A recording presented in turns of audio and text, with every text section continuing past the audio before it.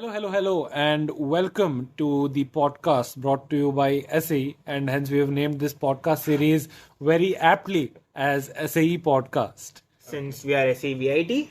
I am joined, let me introduce myself. I am Ayush Singh, your editorial head for this tenure, and I'm joined by two of my fellow board members.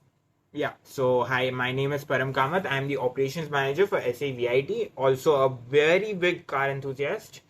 And with me I am Kush Patel and I am from SAE-VIT too, and I am also the co-secretary for 2024.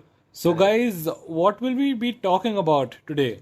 Well, today we have, I think, one of the most legendary cars ever to exist, one of the most legendary companies ever to exist. Yeah, in terms of motorsports as well as road-going cars. Yeah, I mean, their car history is more than just car history. Wait, are we talking about Ferrari? No. We're not quite there yet, bro. Yeah.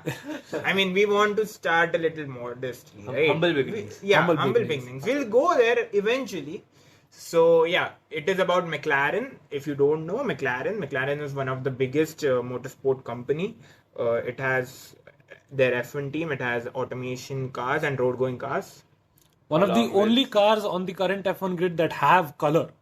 Yeah, I mean, they still do have carbon fiber Exposed. that we call carbon fiber. Yeah. And they also, like Ferrari, they begin with motorsports and they have now also started making road-going cars. Recently, if I say so, in 2000s only they started properly making cars. Yeah.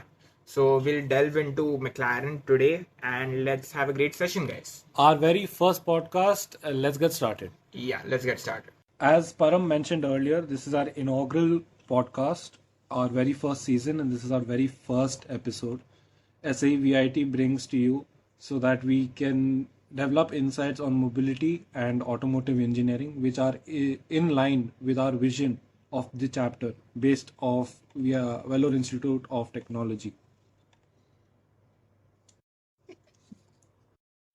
So, on today's episode, we are going to discuss about McLaren, as you said before. So, how did this McLaren thing start entirely? All I know is that, Bruce McLaren was a young enthusiast born in New Zealand, and he started his entire motorsports driving career, and eventually made it into his own team. That's all I know. Do you have any more in-depth insights on it? Well, to add the date, Bruce McLaren started McLaren, the automotive company, in 1963, and since then they have been renowned for staying ahead of the automotive scene with their record-breaking Formula One cars, their signing of historical drivers, and innovative ideas such as the McLaren Senna and the Speedtail, which are both iconic and so beautiful cars. Yeah, but before the Speedtail and the Senna, there was a legendary McLaren F1, which was not the actual F1 car which I'm referring to, the road car. Yeah. So I think it is still the most fastest naturally aspirated car. True. Yeah, so it is one of the... Yeah, it's phenomenal considering that it's more than 35, 40 years old, I believe. I think it was in 91 when it was launched. Yeah. Definitely, and it held that crown of the fastest road car for quite some time before Bugatti came along and beat it. Yeah, but still it is the fastest naturally aspirated car. Even the modern cars are turbocharged turbocharged only. And the Hennessy Venom took the supercharged one for a while. Well, I think firstly we should discuss about Bruce McLaren, who has contributed in making the company and was a major voice till he died off sadly in 1970 or 71, I think. So yeah, we should firstly talk about him before we continue. So continuing on what Param briefed about Bruce McLaren, he was a famed New Zealand racing driver. Bruce McLaren was many things: an engineer, a marketeer, a racecar driver, and most of all, the founder of McLaren.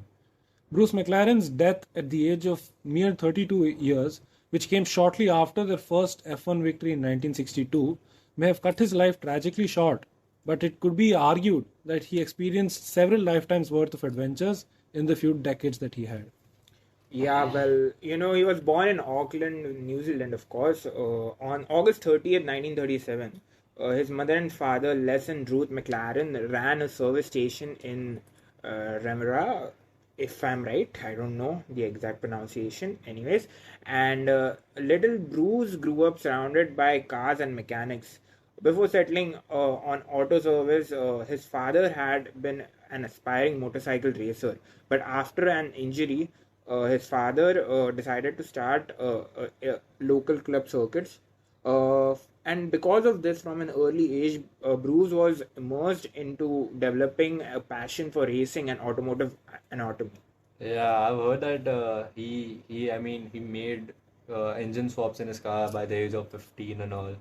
But it seems that he enrolled in his first racing competitions at the age of 14 itself. And by the mid 1950s, he was already racing in the Formula 2 cars.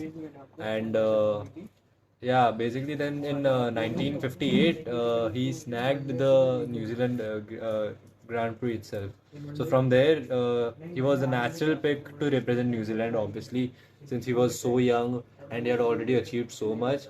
And the New Zealand committee, they also sent him to race globally with F1 drivers as well. And you can just imagine, I mean, to all of us, it's like he was living our dream.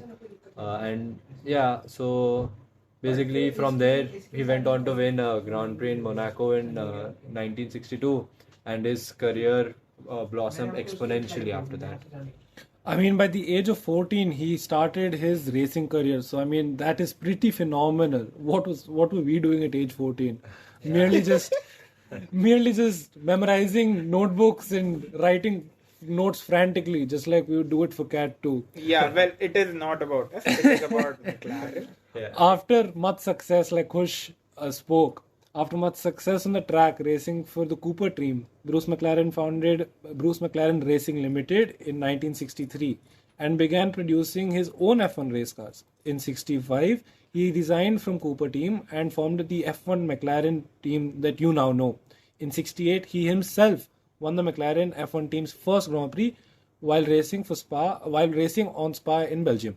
Yeah, I mean, what a way to get your first win, right? It's one of the most iconic circuits ever, and it is just phenomenal if you see. I mean, he has won Le Mans also, I think. So, I mean, his career is just on another level. Yeah, well, Bruce McLaren did leave a phenomenal mark on the race car industry in Wellington. Likely know him better for his genius as an automotive designer. McLaren's legacy has outlasted him by decades thanks to the design platforms, branding, and aesthetic tropes he first envisioned. His innovations in increasing downforce through various air uptake innovations are to this day foundational to ethos of any supercar design. Yeah, I mean, I believe that McLaren were the first team to incorporate carbon fiber after Bruce McLaren's entire era. But yeah, that is how the McLaren company basically works. They innovate in their race cars first, and then they implement it in their road cars. So talking about Bruce McLaren and road cars, I mean, till now, all we know about him is that he was just a racing driver who eventually founded his own team and led his own team to huge success. Which is pretty common in that era, I would say. Yeah, at that point of time, we have seen pretty impressive names rise up and eventually fall down too. But the difference in this story, which we are going to hear, is that Bruce McLaren, before his death only, he started developing or started making prototypes also for his own road car as well. So he made his own prototypes, like I said, and he implemented a lot of things which he learned during his young ages. Also, he was a racing driver as we all know, and he made sure that the car which he was developing was really, really good. However, Bruce, as we know that he died really early. So how did he die? On 2nd of June 1970, he died doing the thing which he liked the most. He died by testing out a new McLaren M8D design, which is a code name for his own race car, which he and his team developed. And this crash happened on England's Goodwood circuit. and the rear bodywork detached from the vehicle at a very high speed, and it sent the car adrift. And he crashed into a flag station and was killed instantly. And his life was taken from him at a mere age of 32, and by the passion which fueled and defined his own life. Well, they say if I go out driving, if I pass away while I'm driving, don't worry because I go out Yeah. smiling. Who said Yeah, that? that I is- think that was said by Paul Walker, if I'm not wrong. No, I don't No, know. I don't know, but I think a similar thing was about Ken Miles, right? If I'm Yeah, not yeah, wrong. he Like was we Ken watched the Miles. movies, right? Yeah. Ford versus v Ferrari. So yeah, I mean he also went out like that only. So you know, So, great lives, great legacies, and sadly, great deaths. yeah, I mean it is just amazing if you think about Yeah, it. you were right. It was Paul Walker who said that if one day speed kills me, don't cry because I was smiling. And well, being a car enthusiast, I agree to him completely. That's the most We all glorious. do. That's the most glorious death you can have. Yeah, exactly. Loving the one thing that we do. Yeah, well, so you know, as we talked about, Bruce McLaren died in 1970, and after that was not the greatest decade that McLaren had, the 1970s.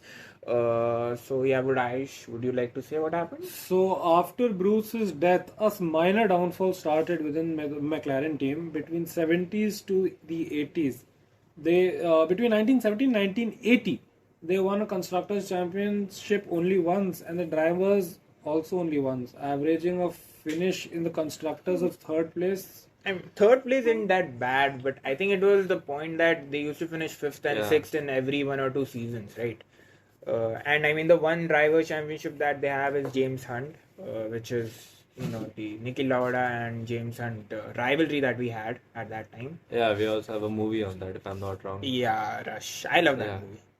Well, in 84, they won their constructors again, and this was done only by the savior, Ron Dennis. This 33-year-old entrepreneur was determined, strong minded, a man known for his professionalism and attention to detail. For him, motorsport was a lot more than just a sport, it was a way to do business. Yeah, well, can you tell me more about Ron Dennis? Because we know it. He is a very influential figure in modern Formula One. So Ayush, can you or Kush, who knows the best? Tell me. I'll take it. Ron Dennis started in life as a Formula One mechanic with Cooper team before he went to work for Brabham and Lotus. Yeah. Wait. I So believe- Cooper is Yeah. yes. So Bruce McLaren was also started. Exactly, Cooper, yeah. exactly. So getting his hands dirty was not a goal in life. He wanted to run his own organization. Dennis founded a business partner in a friend in Neil Trundle, and they created their own team. Rondell Racing, I guess in 71, right? 1971. yeah, 1971. The team ran cars in the Formula 2 Championship and in sports car racing with major sponsorship from oil company called Motul.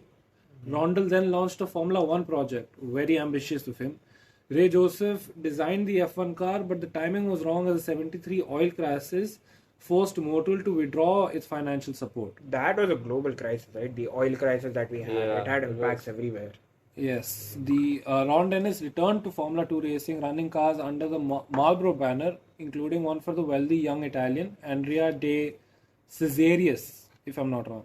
Dennis's Project 4 team also prepared and ran a Marlboro-sponsored car for Niki Lauda in the Pro Car Series, which ran identically modified BMW M1s for top professional drivers of different categories. Again, we're seeing the relationships bonding here and there, and how Ron Dennis used these relationships in the future, right?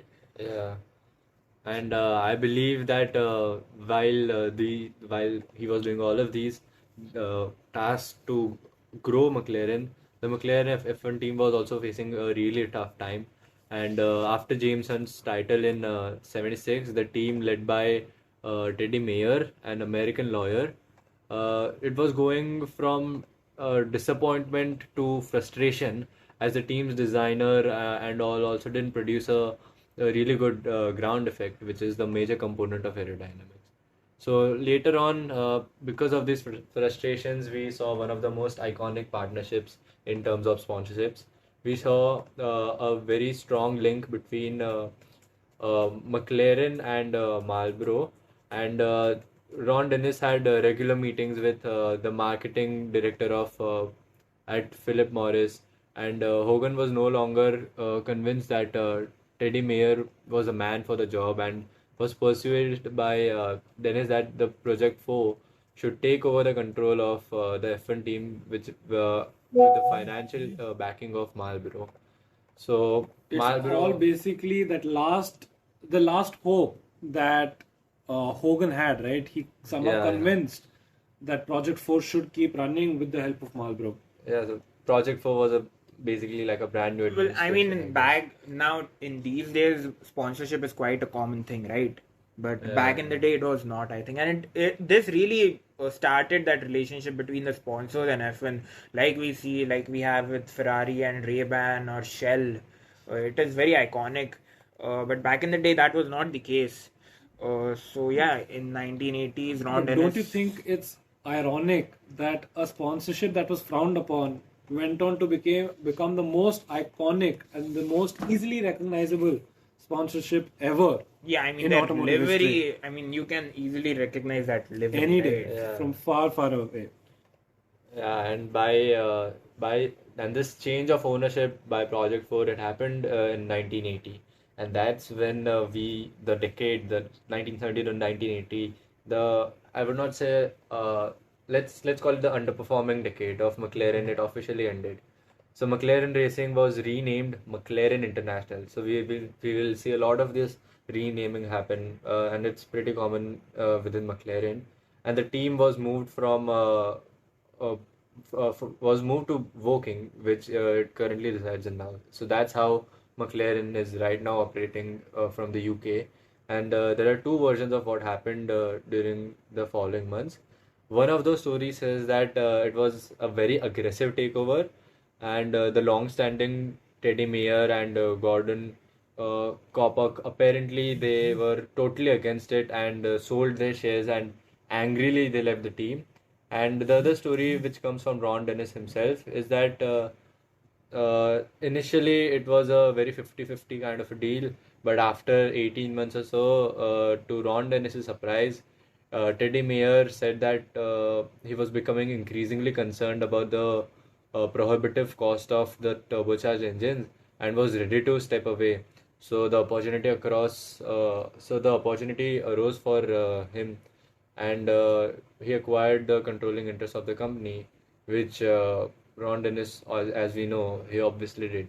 It's pretty common sense for anyone to do that, right? You're getting the hand on one of the most iconic teams. Still then also, not winning so many titles, but still having a lot of success. As they say, great names come with great controversies, and this is just another example. Yes, we'll have one more in the future. Yeah. So now, I mean, the 1980s decade kicks off, and the starting of 1980s decade was pretty great, I would say, for McLaren, if not one of the best, because at that time they had, I think Niki Lauda had retired at the end of 1979 and 1980 with Ferrari. But after that, of course, Ron Dennis again convinced him to come back due to his relationship of him driving in the Pro Series that we heard about earlier. So yeah, that is how this story starts. Well, before that, there is a notable mention because this invention or introduction, you can say, changed how sports car manufacturers build their chassis forever. This was nothing but the first carbon fiber chassis in F1. Ron Dennis was determined that McLaren should utilize every available technology, including some that had never been considered in F1. He hired a British engineer called John Bernard, the man who designed the Chaparral 2K, a highly successful Indy car, a copy of the Lotus 79 in F1. The ever-increasing forces generated by ground effects required much stronger and stiffer chassis. Aluminum was no longer strong enough, and Bernard and Dennis the carbon fiber was the solution. However, no one outside the aeronautic or military industry had experience of this space-age composite material. Bernard, who had worked in the United States, found a company based in Salt Lake City that had massive experience in carbon composites. I mean, today carbon fiber is very common, right? Every sports car has it, if I'm not wrong. Yeah, talking about race cars obviously we have a lot of carbon fiber. But yeah, in even in road going sports car, it's really common to have carbon fiber bodyworks, and it has been one of those really luxurious items uh, which supercar owners tend to have, which they tend to spec out their cars with. So it is one of those luxurious materials along with Alcantara. Yeah, Like they say, right? Half the weight of steel, but twice the strength. yeah. I mean, it's a pretty good component, right? For any race car, it is. Okay, so the 1980s was, I think, McLaren coming into their own.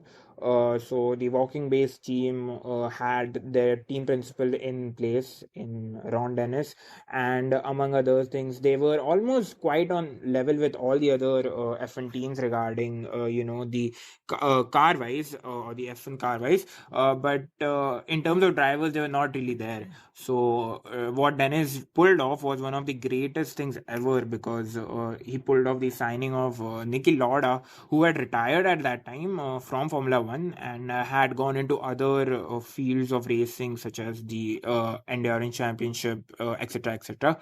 So Nicky, in 1976, he had that big crash in Hockenheim, in which it was a near fatal death, but Nicky, so he came back from it and he really showed that he was deserved the world champion in 1977. Niki Lauda Dennis brought in Niki Lauda, who was a very experienced driver, and to partner him up with another driver, they brought in Alan Prost, who was a young and upcoming driver in Formula One. Alan Prost, again, we call him the professor. He's very subdued and he's very professional in that sense, just following or doing what he loves, which is driving, but he's very cold. And hence started the golden era of F1 with Niki Lauda and likes of Prost crafting literal magic on track. And eventually Senna, one of the greatest names. Yeah, before we reach to Senna, I think we should first cover off what Niki Lauda achieved with McLaren. So I think at the start of 1980s, McLaren partnered up with TAC Porsche.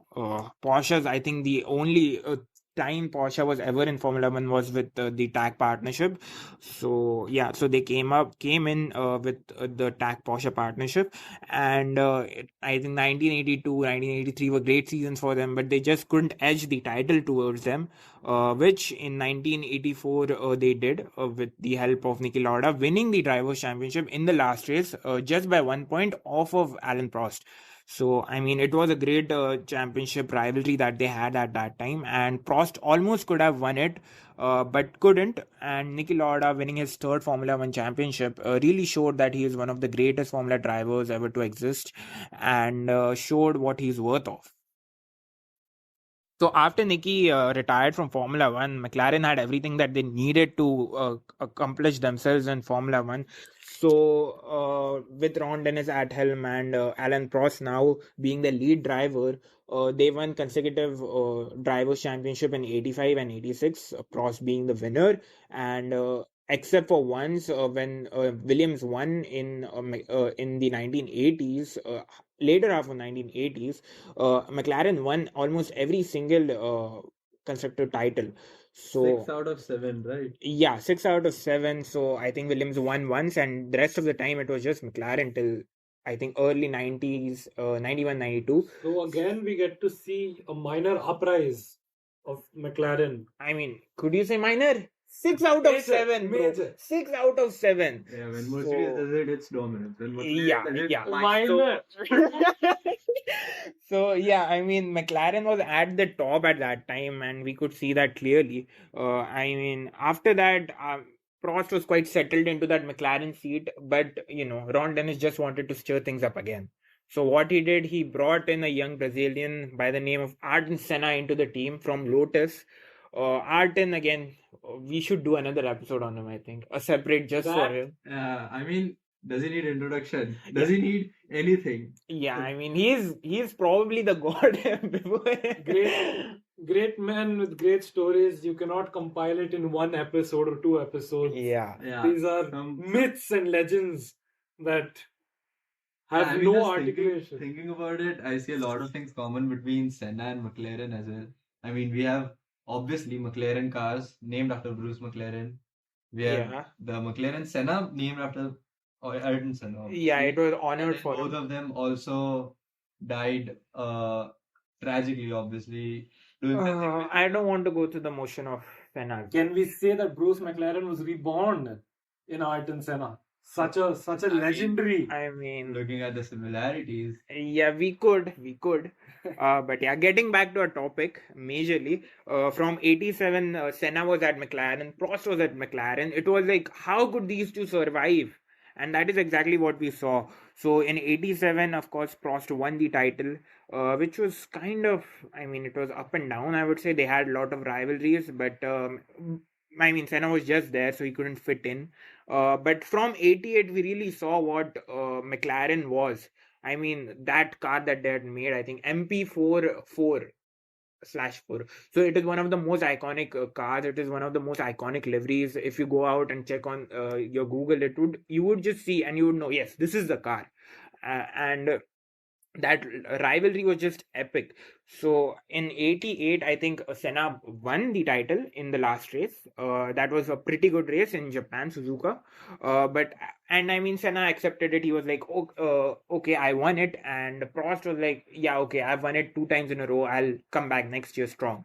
So, I mean, this is what really started. I mean, in the first year when they were together, it was not really about things really didn't turn sour, but later on it did. So in the 89 season, this was a time when McLaren and Honda had partnered together, that great partnership that we had seen.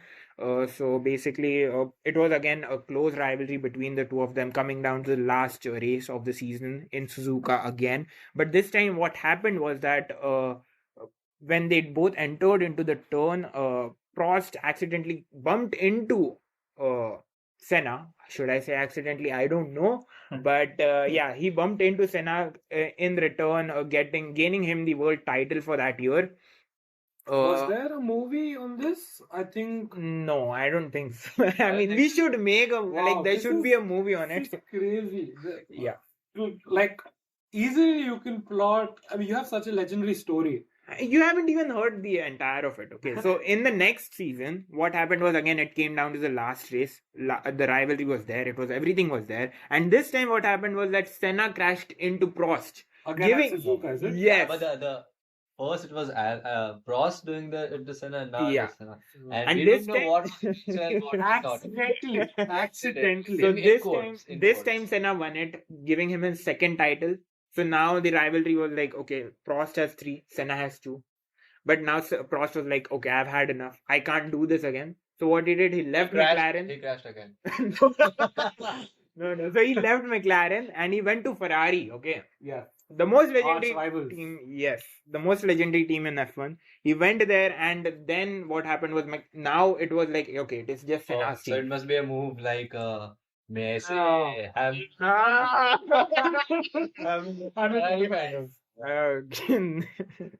Still the biggest move. yeah, okay. Yeah. Anyways, so in 91 season, Prost again went to Ferrari. Senna was at McLaren. They again battled it out, but this time Senna came victorious.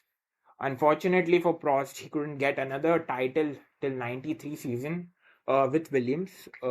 And yeah, also I think this is the last championship that Senna won, his third championship. After that, in 1992, he had a pretty good season. Again, in 1993, he had a good season with McLaren, and eventually he left McLaren for Williams before his death. So yeah, I mean, it was kind of the golden era of McLaren. And also in 1992, what McLaren did was they finally produced their road-going cars. So I mean, Kush now has a great story about it. Yeah, so like Bruce McLaren, he basically started off with racing, and once he got his racing formula correct, he started, as I mentioned, that he started moving to road cars. But due to his early and sad demise at a really young age, he wasn't able to fulfill his dream. However, now we see that McLaren is back on track in racing at their arguably their golden era, arguably at their peak, absolute peak of racing. We also see one of the greatest road cars ever, not just McLaren, just any car out there. The McLaren F1 is at the very top five at least of every enthusiast, I must say. And this was also one of the dreams of Bruce McLaren, which was to be accomplished. And the McLaren, the entire team, they did it. And as you might guess, that the very same corporation which was racing McLaren F1 team, the team didn't make the sports car. There was a different manufacturer which was created just to design and manufacture these cars, these road-going cars. And this manufacturer, it was called McLaren Cars. And the very first car, as we know, the McLaren F1. And it was designed by a very famous personality, Gordon Murray. And we have seen him design new cars in the right now also in 2020. And well, the McLaren F1, it needs little to no introduction as well. There is an interesting feature to McLaren F1. What, the central Yes, the central. central drive seat. Yeah, so McLaren, like I mentioned earlier as well, what they do is that they develop racing cars, and they transfer a lot of their technology from those racing cars to their road cars. So one of the most iconic thing of any racing car, any open wheel racing car, is that there is only one driver. As well, no racing car needs a passenger, obviously. So there's just one centrally seated driver, and this component was introduced into the McLaren F1.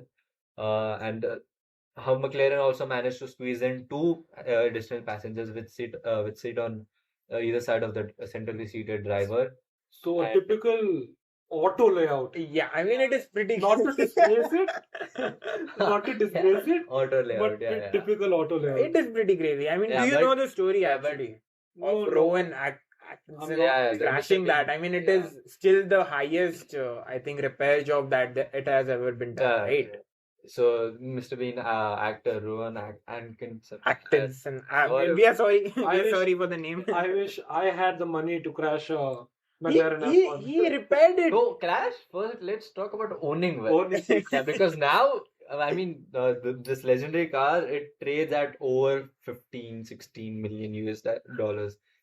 Casual transactions happening Stocks. between random billionaires, not even millionaires. I mean, this is like McLaren before they actually started making cars, right? I mean, they had Yeah, partnerships. the very first car, and it was such a huge success. Yeah, but like Naturally they had like aspirated. after that, I think they didn't make any cars in the 90s. They didn't make any Yeah, cars yeah, in the yeah. early 2000s. Like in 2010s, they started making cars Yeah, again. so even the McLaren F1, yeah, as you said, that it was one of the. I mean, they created it. Look, and- I think there's a way to say it. I think it is like one of those movies which is just like a one-time hit. You all love it, yeah, they got. but it never gets a sequel.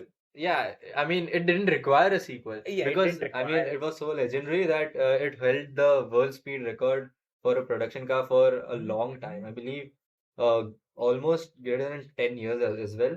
And Still holds it for naturally yeah, aspirated. Yeah, so like we it's said still the fastest naturally aspirated car.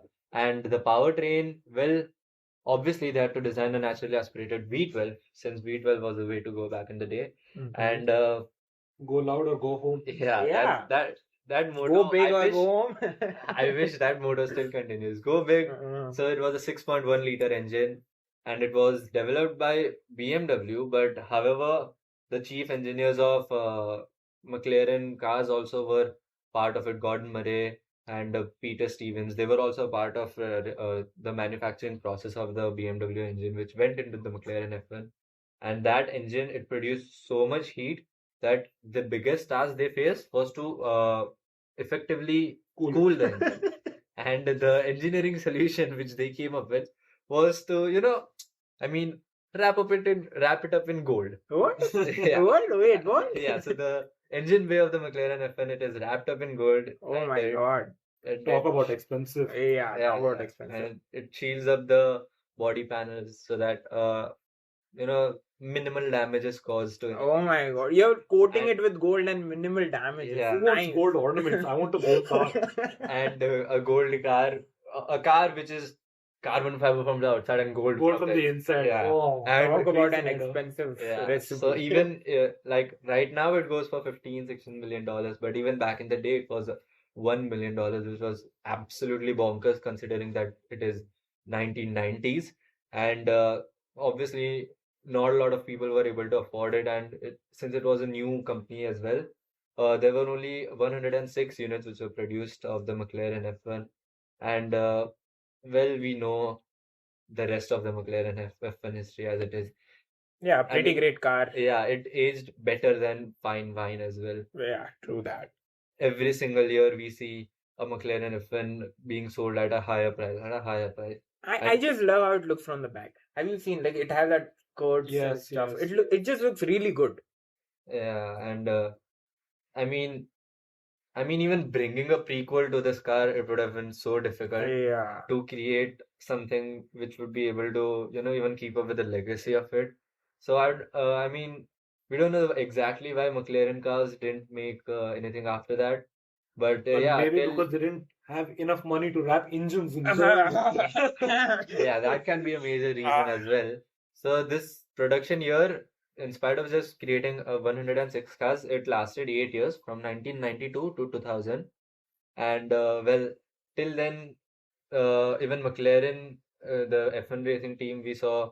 Yeah, I mean, it had a lot of changes, right? I mean, Yeah. in the 95, they had that partnership with Mercedes. Yeah, so we saw a Mercedes partnership and a change in liveries as well. We saw Yeah, the silver one. silver I like the silver one. Yeah, But I along with still- the papaya accents as well. The red accents. Yeah, the red accents. I know the red accents are pretty good with that silver livery. I just remember that era for Mika Hakkinen. Again, another Formula One champion, two-time Yeah. Formula One champion with McLaren, having that rivalry with Schumacher. Such rich history. Yeah, it's such great history. I mean, wow. Yeah, and after that, I mean, we had Oh, okay. Lewis. And no, before Again, that, I would say before Lewis, there was Kimi Raikkonen. Okay. Okay, yeah. Kimi Raikkonen was a great racer. I still remember how he won that Japanese Grand Prix in 2005. One of the greatest replays I've ever seen.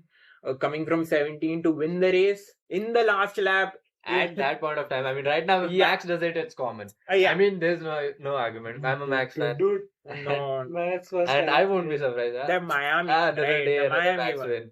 Yeah.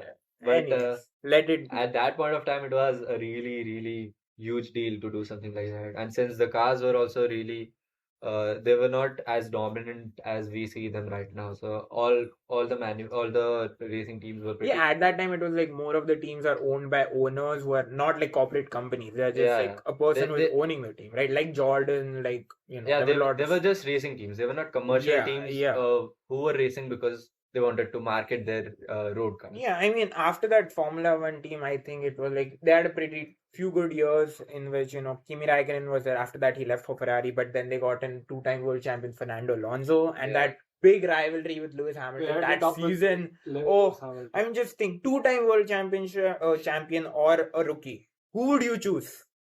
It is the toughest decision ever to make because the rookie is Lewis Hamilton. It is not easy, right? It's not. It's definitely not. And I mean, that's, also so here and there. So, like, Fernando Alonso leading the championship, but then Lewis getting back onto his tail, putting pressure on him. And again, it came to the last race this time also with Fernando, Lewis, and Kimi Raikkonen in contention. And who do you believe? Kimi Raikkonen won that season. Yet, Yeah. the last title that Ferrari has won till date is in 2007. Which is more ironic because in 2008 Lewis won it Yeah, that was the after championship. Fernando left, and that is the last time McLaren won the F1 championship. Yeah, So pretty sad. Kimi Raikkonen likes to finish last Yeah, he in terms of championships. yes, yeah. and that Kimi Raikkonen was just God. Yeah, so during this we saw the McLaren Mercedes entire collaboration, and this collaboration ended when exactly? I think it ended in 2014, but cracks appeared due to Braun GP. Yeah. That is that is another story for another time. So Yeah, the Braun GP, and during this entire collaboration between Mercedes and McLaren, I mean, we all know that McLaren had the McLaren F1 as a road car, And Mercedes, they obviously had been creating a lot of cars. They were one of the first manufacturers in the entire world. Yep. So I think that gave birth to yeah, the SLR as well, yeah, right? that's Yes. exactly what I was Hinting at, yeah.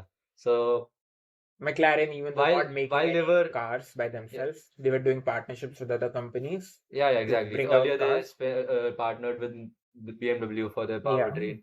So now we'll see the collaboration not only in the racing division of the teams but also in the road car division. So the Mercedes and McLaren, they created the Mercedes McLaren SLR, and yeah, this car is also a really legendary car. And we like the McLaren F1. There is also a huge increase in the resale value which we have been seeing since the last few years, I believe.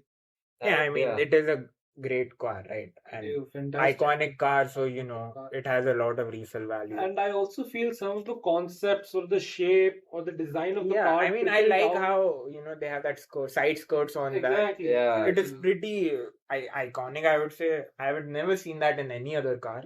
Some of the concepts trickle down to the cars we see right now, like Yeah. GTR by Mercedes AMG. Yeah. It has a Yeah. That's the engine bay in front.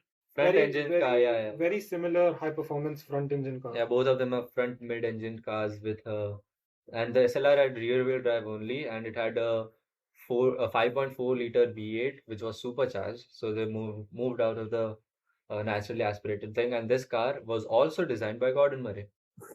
But however, I think he's like Adrian Newey, dude. He's like behind every great genius, car that comes. absolute genius. When he was Adrian Newey was at McLaren. Okay, he was the one who designed the Mika Hakkinen championship winning cars. Oh, really? Yeah, he was the one who designed them. And like that is the formula that they carried on till Lewis's championship. So he technically, helped them a lot before he moved to Red Bull. Yeah, and now the interesting thing is that earlier the manufacturer, it was called McLaren Cars, like I mentioned. However, after the F1, McLaren Cars, I don't know what happened exactly, but they just stopped existing. So McLaren, they just stopped existing. Nice. Yeah. Just one day they thought, okay, we should just close down our banner. We are done. I mean, okay, yeah. So that's what happened, and so now the collaboration which we are seeing right now, it is McLaren Automotive. So it's a completely new part of the McLaren brand, and it focuses only on road cars now. And thankfully, there is no closing down of McLaren Automotive. So all the brand new cars which we're seeing from McLaren right now, they're also part of the McLaren Automotive.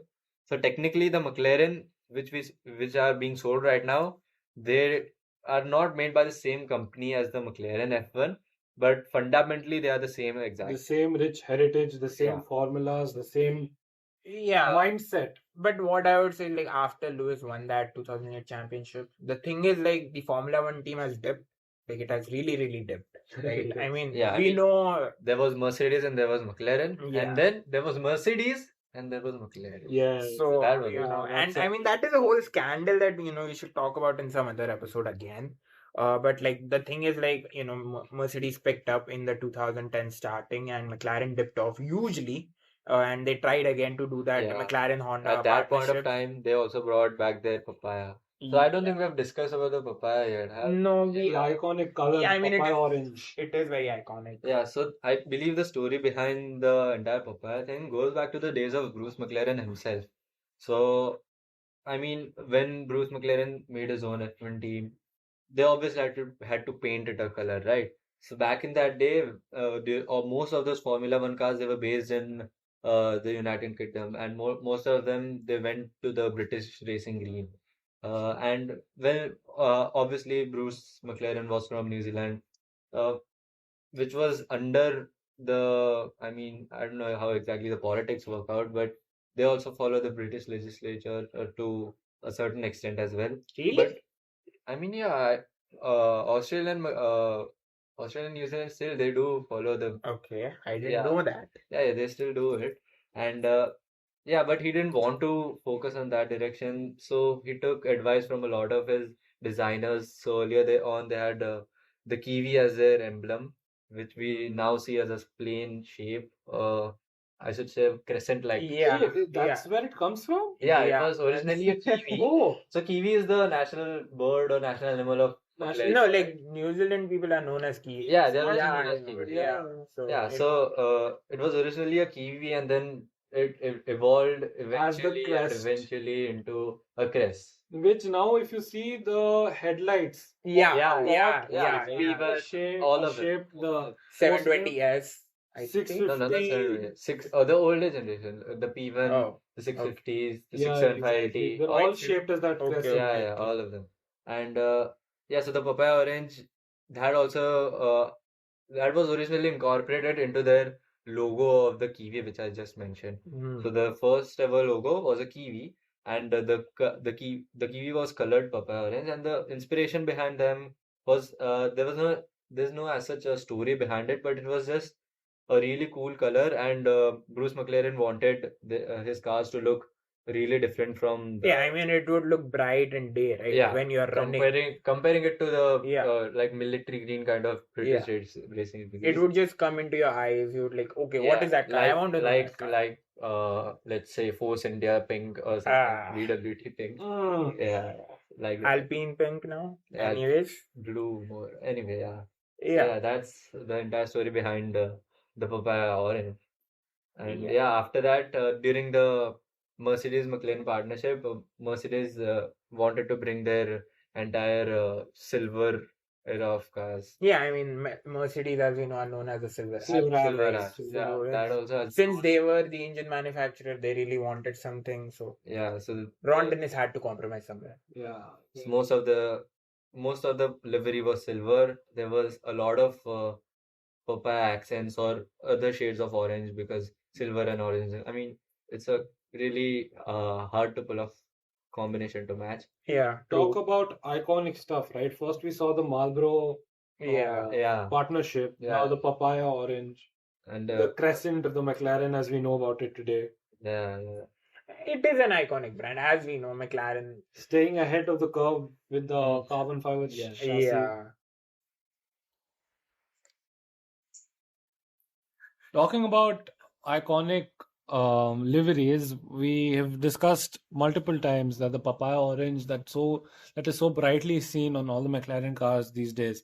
Yeah. But in the early 2010s, if I'm not wrong, they didn't sport that livery quite often, right? Yeah, well, the thing is that, their partnership with Mercedes was ending because Mercedes were now a proper constructor in the F1, and that happened in 2014. After that, a lot of things happened, such as Lewis leaving McLaren and joining Mercedes, of course, and their partnership with Honda, which made the livery, completely black, which I don't think anyone liked at that time. I mean, Yeah. it had no McLaren was black sponsors. all the time. Yeah, like Yeah. in 2015, 2016, they were completely black. They Oh, had no wow. sponsors. They had nothing on it. And this was one of the time when Fernando Alonso in one of the races said that it's a GP2 engine.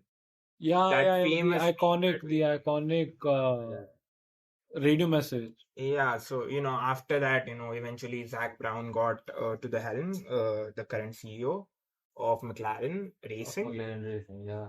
And they turned back to the orange. After that, they have been quite better than what they were in those 2 years seasons in 2015, 2016, but again not quite there yet.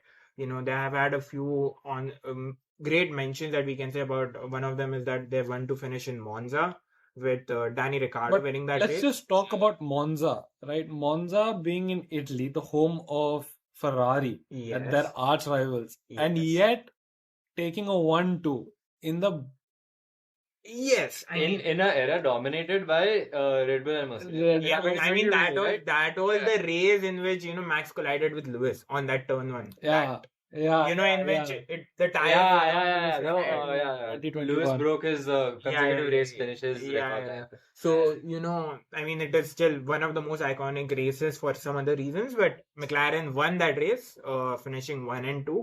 in the backyard of their arch rivals Ferrari. Yes. Such an amazing. I mean, I think in that season even Ferrari weren't that good. Like they had that downfall. They had that. The minor downfall, which I feel Yeah. they're picking up. I mean, after recently. Seb left, Yeah. they didn't have anything. And it was one of one of the very few 1-2s in 2022, if I'm not wrong. I mean, the 1-2 finishes. Yeah, because usually it was just Lewis and Max, right? Yeah, it was Lewis and Max, but I think, yeah, it's just them, like Lando and Daniel Ricciardo on on the Podium. on the podium. Right. Yeah, and apart from that, there were just Max and Perez finishing 1-2 in Spanish, Azerbaijan, Belgium, and Japan. That's it.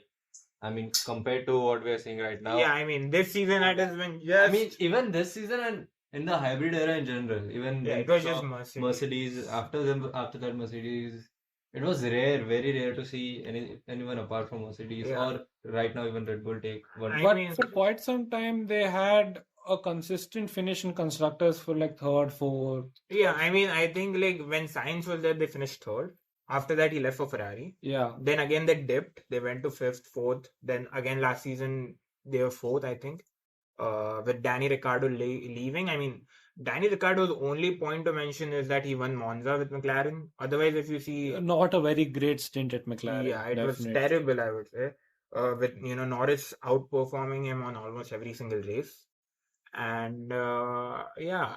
So now they have signed Oscar Piastri. Oscar Piastri, who Yeah, that- instantly shined in the Qatar Grand Prix, Yeah. where McLaren had a dominant weekend with Oscar Piastri winning a sprint race and a double podium finish, and a new Formula One record being set.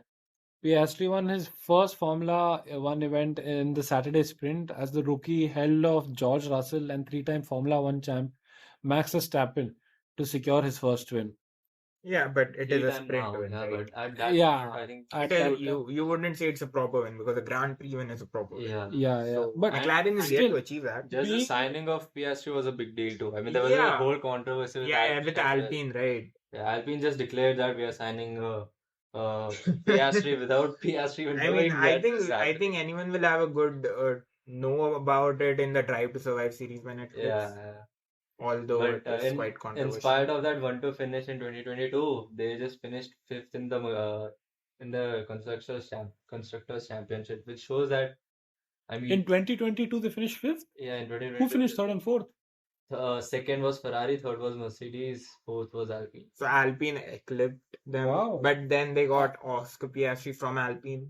Okay. I'm so surprised that Alpine outperformed McLaren. Yeah, the thing is that since Oscar Piastri has joined McLaren in start of 2023, he has Uh-huh. more points than Alpine, the entire team. Yeah. So, I mean, he's a rookie. So, Yeah, I mean they've been consistently being fourth and fifth in the constructors in 2021. yeah, I mean, they were- even in this season, they have had a good start, right? I mean, Yeah, this even if season- they have not, they've been on podium only once, I think, in Australia. They've still had quite consistent races in which, they haven't had any struggles and stuff. Yeah, I mean compared to what their legacy was, being first easily, having drivers win the drivers championship, Yeah. being the constructors championships themselves. I mean, they obviously lost it. Now they're just the bottom of the top, I guess, or the top of the midfield. Yeah, we could say that. Yeah. But I mean, where we see for them lacking in F1, I feel we should shed some light on their automotive progress. yeah, Yeah. McLaren Automotive, obviously. Right, with great hits such as Senna, named after their very great driver, which we spoke Yeah. about extensively. Mhm. The F1 that we spoke about. The recent release by McLaren Automotive, the Atura, which is Yeah. a hybrid. They Mhm. have beautiful cars like the Speedtail, GT. Speed. I mean, we can go on and Speed is, on. like really good, right? Yes, And I definitely. think they officially used to have like 3 tiers of cars: sports cars, supercars, and ultimate series cars. So how they started this is like they started with the 570S in the sports cars, like a car which had 570 horsepower. In supercar, they had 650S. Okay. 650 horsepower. No, I think at the time of 570S, they had the 720S, right?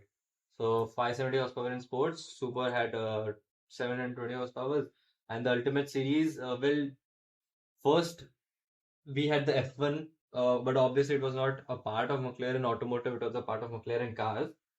The F1 was the successor of the F1 was the McLaren P1, and the P1 was also known to be like a really, really legendary car, the part of the Holy Trinity. La Ferrari. Oh, of Oh, course. oh, Yes. Have you seen the Grand Tour episode on Yeah, it? yeah. That was like the first episode, right? Yeah, and I mean, personal choice, but P1 is the best among Really? Really? Holy Trinity. Yeah, Well, Jeremy Clarkson I'm fan a- over here. I'm a La Ferrari fan myself, so Yeah. I mean, I'm much more of a Porsche fan. Anyways, I like the Spider.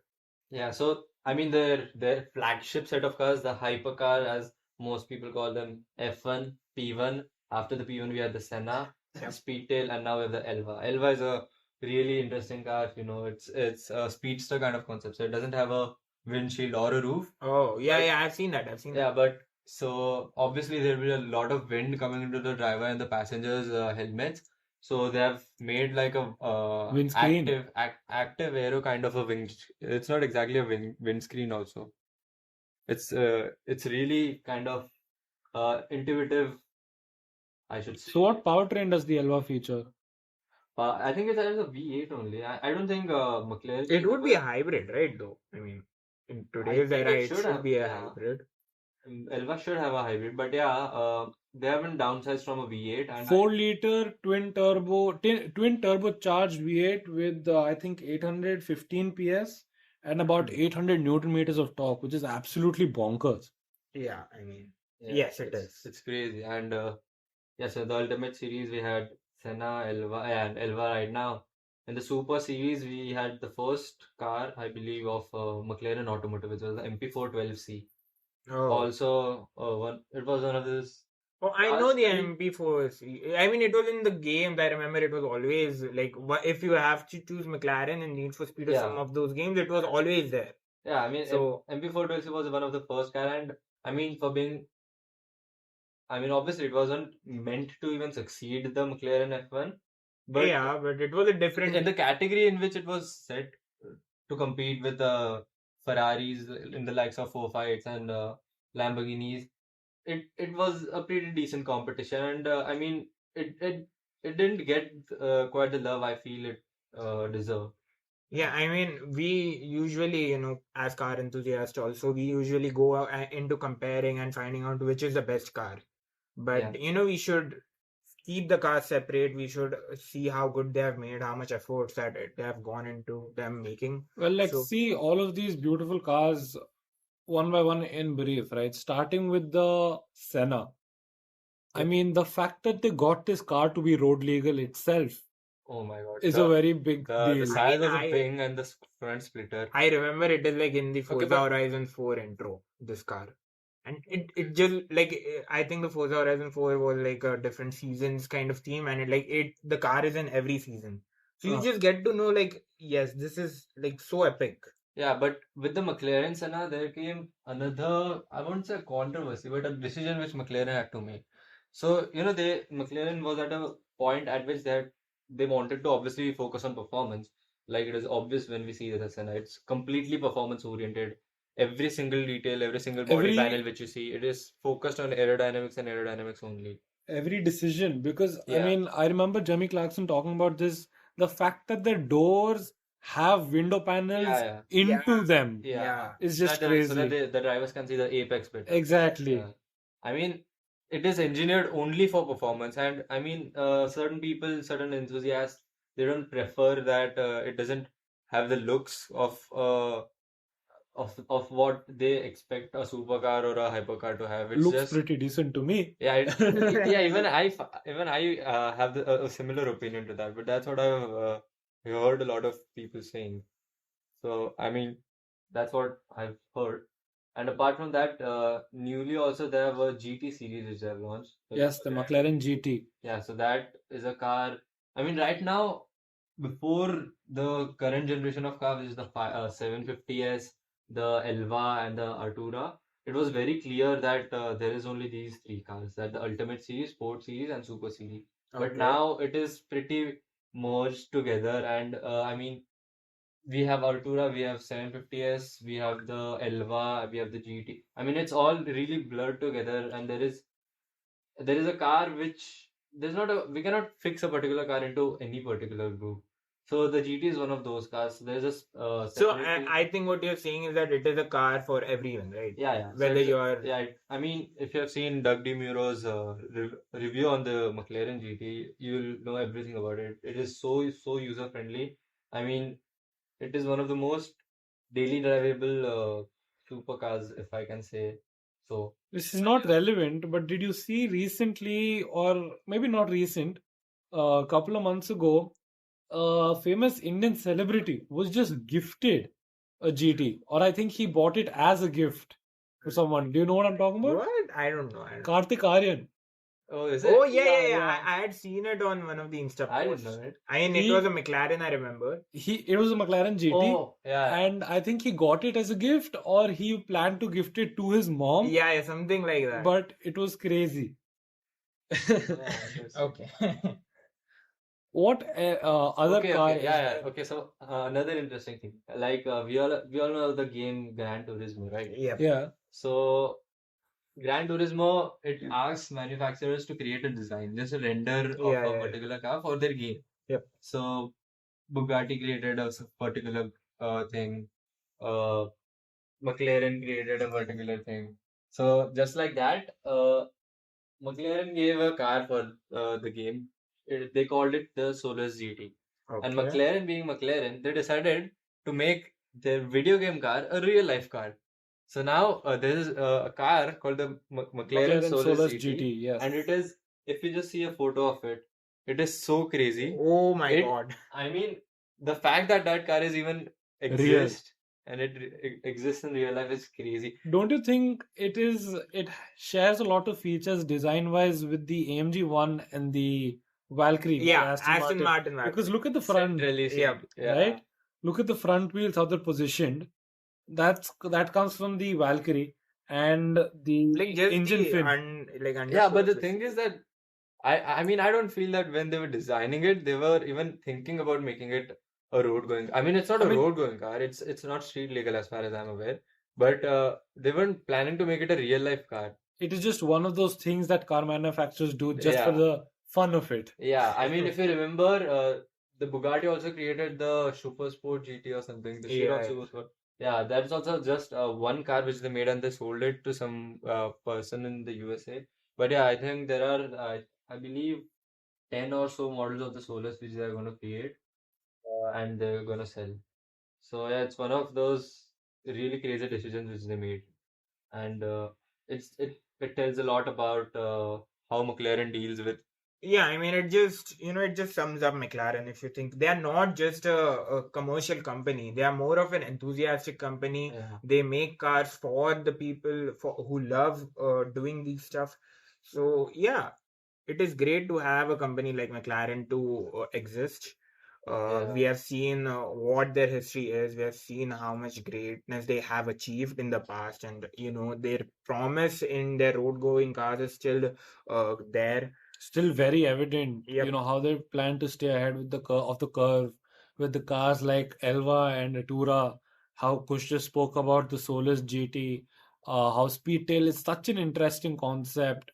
How they were always ahead of the curve with F1, the P1, the Senna, and of course, hopefully better results in the Formula One championship. Yeah, I mean, Lando Norris signing a new deal shows that they have that. They have the confidence in the driver. They have the confidence. Yeah, and this year I believe that they have seen a slight improvement as well. Yes, they have been more consistent, I would say. Hopefully in future also I'd like McLaren to see. I mean, yeah, we would all love to see McLaren. I mean, I feel that just like how everyone is a Ferrari fan. Yeah, I feel that somehow a small part in us also believes that McLaren should also fix. Like they say, right? Great things aren't great without great rivals. Yeah. Right. Another great quote by Ayush. Your editorial head just kicking in. Yes.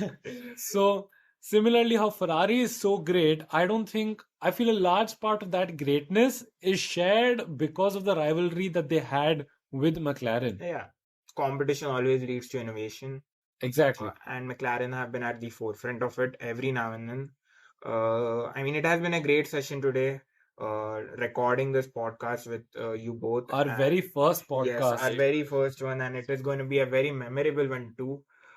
We might have got some facts wrong, so we are sorry about that. Now that I say that, I remember that I've said somewhere that maybe in '87 Prost won the F1 championship, which is not the case. Nelson Piquet won it. So I'm sorry about that. And yeah, it has been great. You know what this entire rise and fall of McLaren reminds me? What? The rise and fall of the Air India. Oh, Ooh. nice leading. Well, Kush, so glad that you mentioned that because guess what? Our next episode is on Air India and their comeback in the aviation sector. So stick around and watch this space. Follow SAE on Instagram and let's see what we have got for you in the next episode where we'll be talking about all things Air India.